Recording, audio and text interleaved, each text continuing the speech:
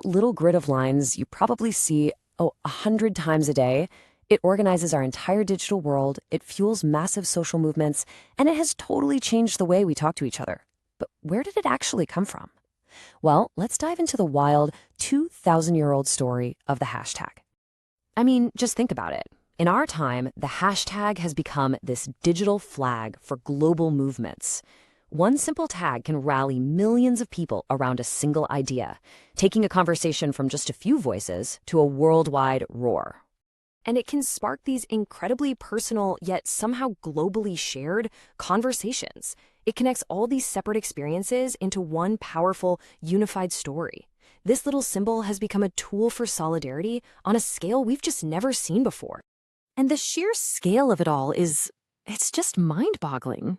Get this, every single day, about 125 million hashtags are shared on social media.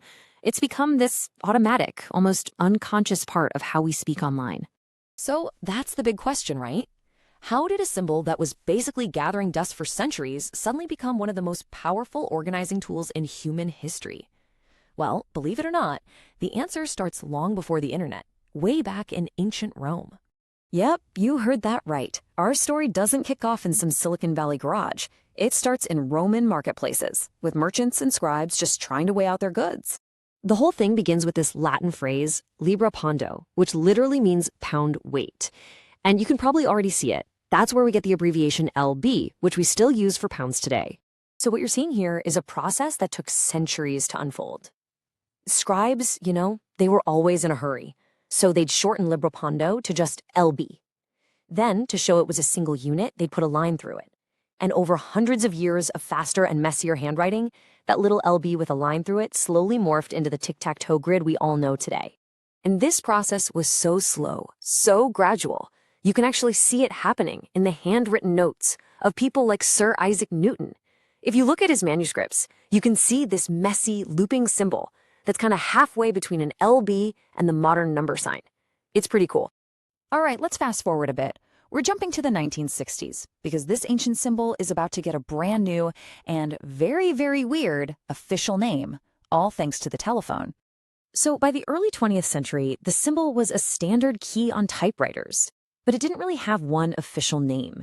People called it the pound sign or the number sign, but that all changed in 1963. Bell Labs was designing their new touch-tone keypad, and they needed to fill out the grid, so they stuck it right next to the asterisk. But they needed a technical name that wouldn't confuse anybody, no matter where they were from. And so, what did they do? They just invented one. They called it the octothorpe. Seriously. Now, the octo part is pretty straightforward. That refers to the 8 points on the symbol. But the second half, thorpe, well, that's where the story gets really fun. I'm not kidding. Nobody is 100% sure where Thorpe came from. One story goes that it was an homage to the incredible Olympian Jim Thorpe. Another theory says it comes from an Old English word for village. And my personal favorite legend is that it was just a random sound an engineer made one day. The real origin, it's totally lost to history, which honestly just makes it even better. So for decades, the octothorpe was just this technical symbol, kind of sitting there on the keypad, waiting for a real purpose. And its digital life finally began in the very early days of online chat. This is the moment the symbol found its true calling, organizing conversations. On something called Internet Relay Chat, or IRC, which you can think of as a super early version of Discord or Slack. You use the symbol to label channels or topics. For almost 20 years, this was its home. It was a niche little tool for programmers to find their communities online. Okay, now let's jump to 2007. This is where that niche little idea builds into the global phenomenon we know today. And it all started with one developer and an idea that was almost completely rejected. This is it. This is the tweet that started it all. On August 23, 2007, a developer named Chris Messina, who remembered how it was used back on IRC, pitched this idea. Why not use the pound sign to group conversations on this new fast-growing platform called Twitter? He just wanted a simple, user-driven way to create groups on the fly. But here's the twist. Twitter's leadership? They hated the idea. Co-founder Biz Stone famously called it too nerdy for mainstream users.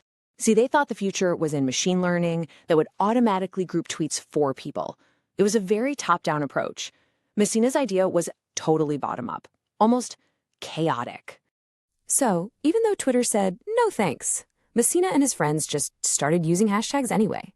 And just 2 months later, a real-world crisis would prove just how powerful their nerdy little idea really was.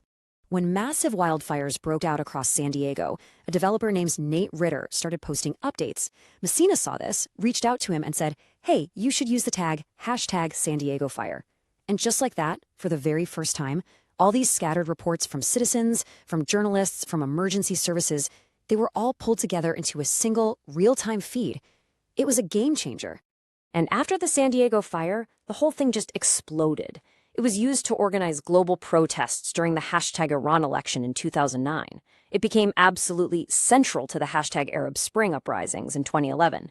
The hashtag had become the go-to organizing tool for digital activism. And finally, Twitter, seeing just how powerful it was, had no choice but to make hashtags an official, clickable feature. The rest, as they say, is history. What this whole story shows is that the hashtag wasn't something designed in a boardroom and handed down to us. It's a tool that we, the users, just picked up, repurposed, and gave incredible power to. And this really gets to the heart of Chris Messina's whole philosophy. He never tried to patent his idea. He really believed that for the hashtag to work, for it to be truly adopted by everyone, it had to belong to everyone. It was born from the open culture of the internet, and he was determined to keep it that way. I mean, when you step back and look at the whole thing, it's an incredible journey.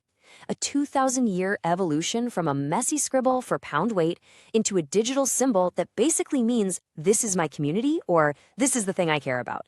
Its meaning was entirely shaped by how we all chose to use it. It's a journey from commerce to community, from weight to significance. And it really makes you think, what was the first hashtag that made you feel connected to something bigger than yourself? What hashtag truly changed your